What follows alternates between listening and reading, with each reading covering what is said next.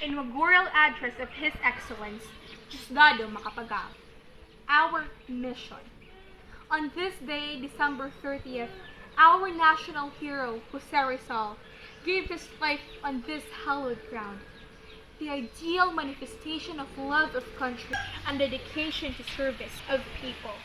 It was therefore fitting that the framers of our Constitution should decree that the highest official of each land shall be called upon to assume office in this historical location. With deep humility, I accept the nation's call to duty.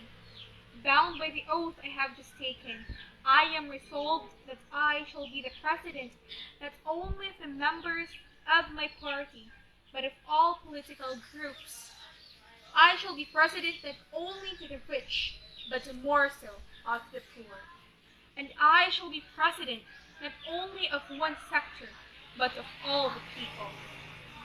The primary function of president is not to dispense favor, but to dispense justice. The president's oath of office contains the special pledge to do justice to every man. These shall not remain empty words, for God's help.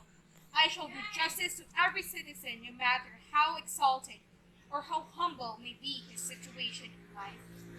As we open a new era in the life of our nation, let us measure the tasks before us and set forth our goals. Our aims are twofold. Our first mission is the solution of the problem of corruption.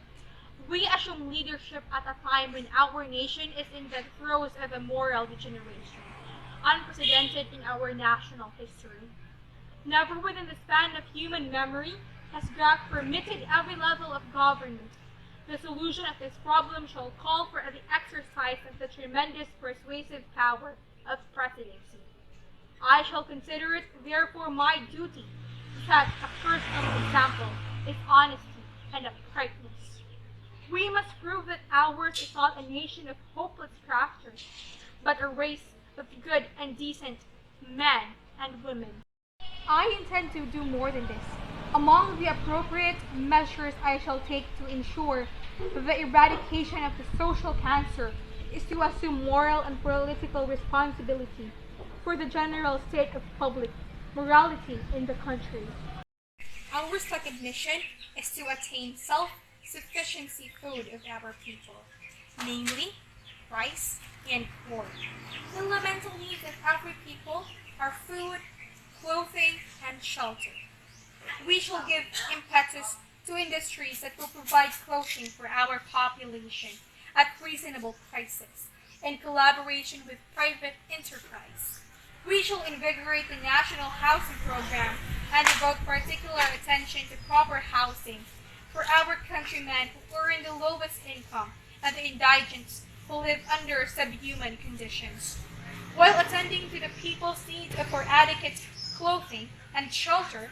The urgent emphasis shall be on their need for stable food. With the cooperation of Congress, we shall launch and implement a rice and corn program that shall bring about sufficiency in the production of these cereals and make them available at prices within reach of the masses. The basic national problem is the poverty of masses. Our third mission, therefore, is the creation of conditions that will provide more income of our people. Income for those who have none, and more income for those whose earnings are inadequate for their elemental needs. Millions of our people are unemployed, and millions more are unemployed, and millions more are underemployed. We believe that the effective accomplishment of this task should be left to the citizens themselves. That is, to private enterprise, but the government can and should help. Our administration shall extend this help. Within the maximum financial capacity of the government, we shall initiate and carry out a program to help solve unemployment and underemployment. Through massive productive and labor-intensive projects calculated to create multiple job opportunities, while at the same time increasing the productivity, and wealth of the land.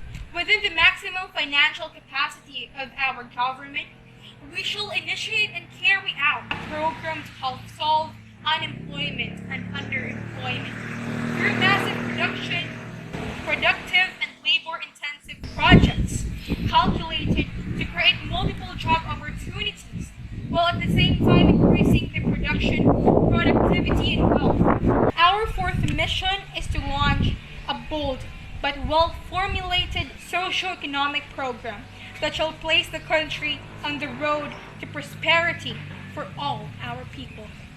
I shall present this program in my first State of the Nation message to Congress next month for the consideration and support of our lawmaking body. In essence, the program will call for a return to free and private enterprise. The program will also aim at propelling the nation along the path of progress. First, through the dynamic development of our resources under a system of free and private enterprise, and second, by the implementation of a social program for the masses under the direction of the government. I strongly believe in placing the burden of economic development in the hands of our private entrepreneurs with the least government interference, while making the government assume the full responsibility for implementing the social and public welfare program. I believe in private enterprise because I have faith in the Filipino. I am convinced that if his future is placed in his own hands and conditions are created in which he may seek his prosperity and carve for his own destiny with his integrity, talent, industry, and sense of sacrifice, he shall surmount attendant difficulties, husband, and the natural bounty that God has bestowed for him, well-being. This then, in synthesis, is our mission, the trust that has been placed in our hands by our people. We are called upon to attend to all functions of government, including foreign relations, in which we shall vigorously discharge our part in the struggle against communism and the strive to raise the prestige of republic before the family of nations, while ministering to all traditional public services.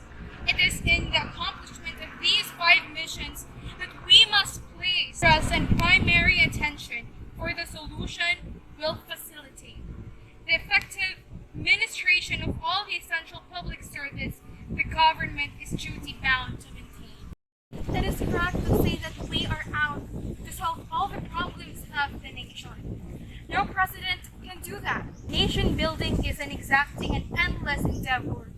No president can build the whole edifice of the nation. All that he is called upon to do is to add a fine stone to the edifice, so that those who shall come after him may add other fine stones that will go for a strong and enduring structure. I stress anew that the stone that we are assigned to contribute to the edifice of a greater Philippines is first to attend to such short-range problems as efficiency is the staple of food of Filipinos and more employment, and second, to undertake a long-range task of moral renaissance and the implementation of a socio-economic blueprint, which, although not immediately achieving prosperity, will lead to the prosperity of all our people. I believe that this is a mission formidable enough for any president. It is an endeavor that calls for the utmost use of sound judgment, energy, and above all, patriotism, which is demanding of all of us. It addresses itself to the leaders, the three great branches of our government.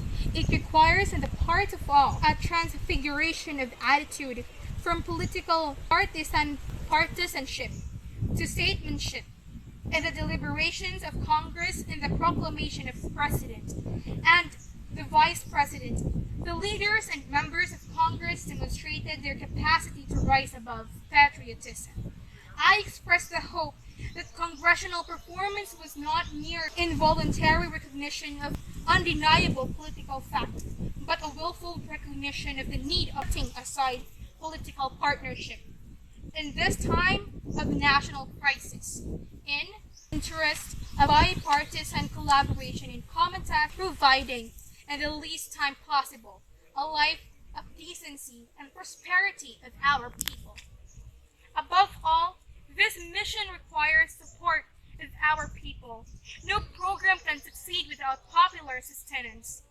We shall need the faith and the support demonstrated for our people in our election against appalling odds. The beneficent effects of some of the concrete steps that we shall take may not be immediately evident. What may in fact be instantly visible will be adverse but transitory repercussions that in the time will clear the way for the final and favorable outcome. In those interludes of anxiety, we shall need the full trust and confidence of our people, and we assure now that we shall deserve the trust and confidence, because in all our actions we shall never deviate from the course of integrity, sincerity, and devotion to the welfare of the nation. In the past electoral combat, our people showed the strength of our democracy in the part of the world by bringing about a peaceful change of administration through the ballot and not through bullet. Simultaneously, democracy displayed its splendor by showing that under its aegis, a poor man who sprang from the humblest origin and who has not attained a state of riches can rise to the presidency of the republic.